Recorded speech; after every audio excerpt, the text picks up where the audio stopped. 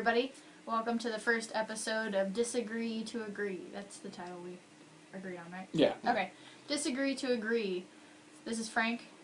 I'm Jess. You know me from my other channel. So today we're going to talk about Wall-E, the Pixar film that everybody loves except him.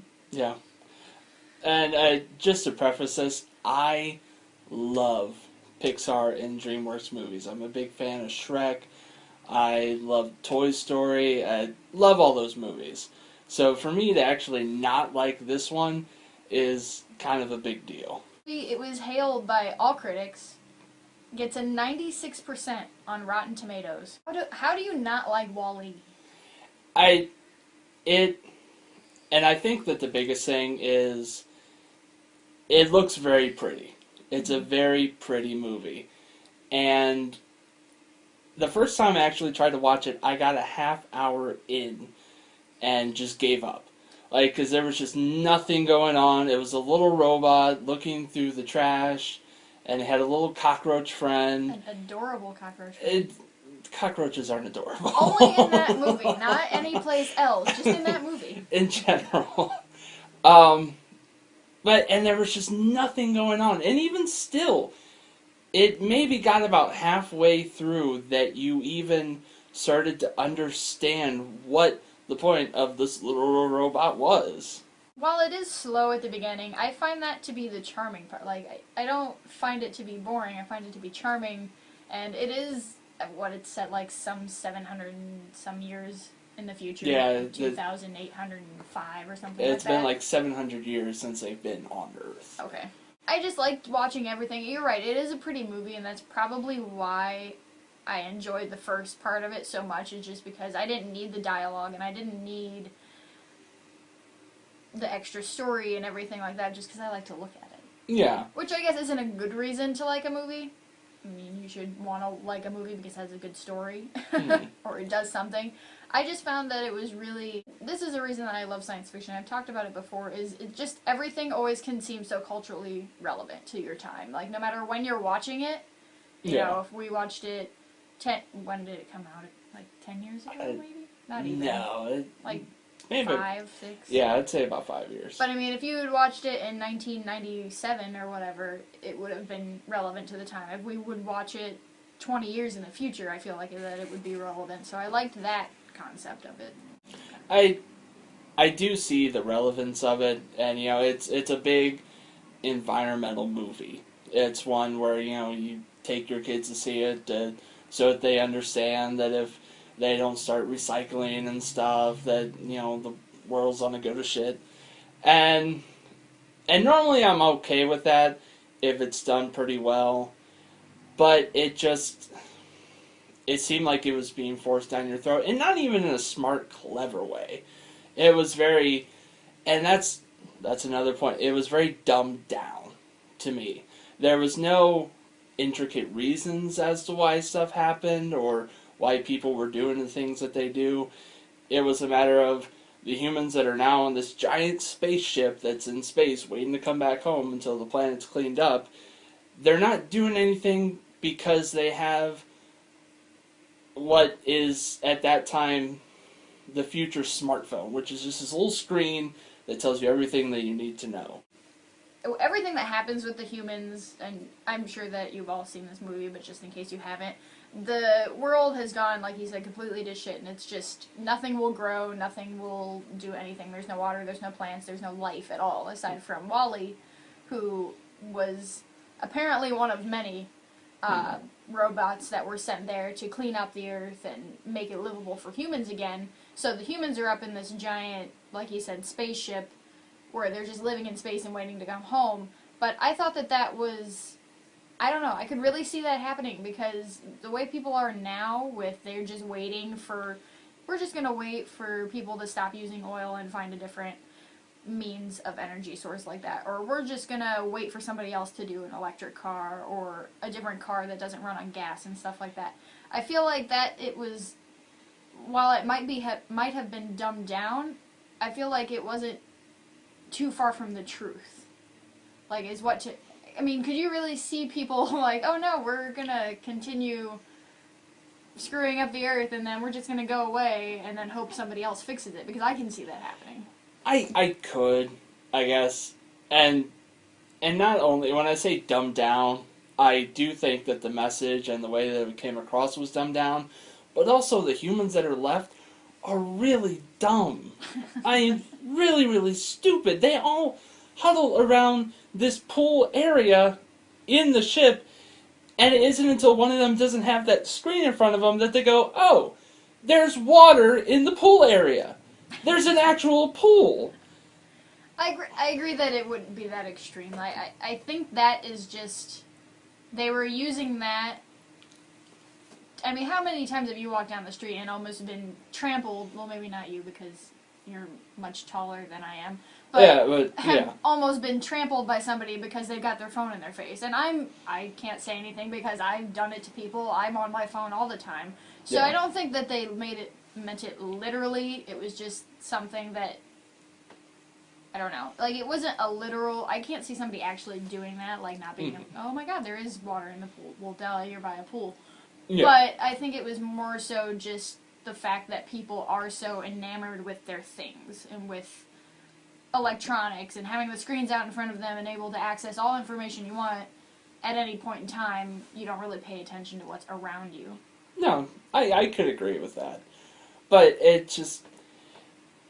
kids obviously love this movie, and kids were meant to love this movie, and that makes sense, but adults loved it too. And that, obviously, I think that the adults loved it because, you know, it was a very pretty movie, and it kind of shows you how far computer animation has gone, and it kind of set the standard for what the newer movies will look like. But the kids will be the ones that, A, will appreciate the prettiness of it, but they'll also be looking for the message. And I kind of thought that there was a decent message, it just wasn't conveyed very well. And you mentioned there were multiple Wall-E robots before. What the fuck made Wall-E so special?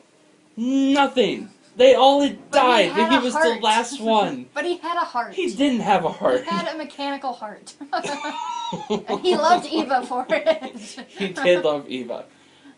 And I did appreciate the budding romance between the robots, if you can really call it that, because robots don't have the capacity to feel emotions.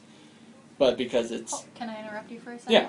He's saying robots don't have emotions and capacity for this, but how do you feel about Real Steel and the robot with the little boy who can shadow people, and that somehow makes him have a heart? I thought that was coincidence. Oh, coincidence. I didn't believe that the robot was actually alive and could feel things and think for himself.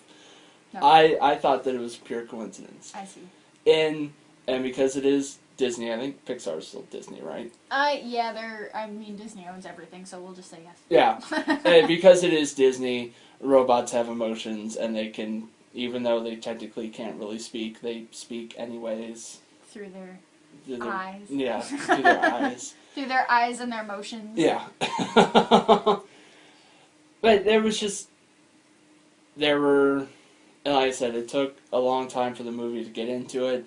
And even once you even got to the plot point where it was supposed to be, I guess, that Evie was supposed to get a plant, which she does find a plant. Wally found it earlier in the movie, and then he showed it to her like he showed the Rubik's Cube. And right. I think Hello Dolly was the movie that he was watching. I think so. Yeah. And so then you figure out that, oh, she's there to get a plant. And she gets a plant, she goes back. But Wally can't leave her. He's known her for less than a day, but he's so in love with her. But could you imagine being somewhere where you're alone for years? Like, how long was he there by himself? Probably a few hundred years. Yeah. You would probably cling to the only other person. Whether you were in love with them or not, you would still be like, no, don't leave me. I don't want to be alone again. But he had his cockroach. You can't tell me that there are a few lonely nights in him and that cockroach. I guess, yeah. But she was all pretty, and it's like, I need to follow the shiny lady. That's true.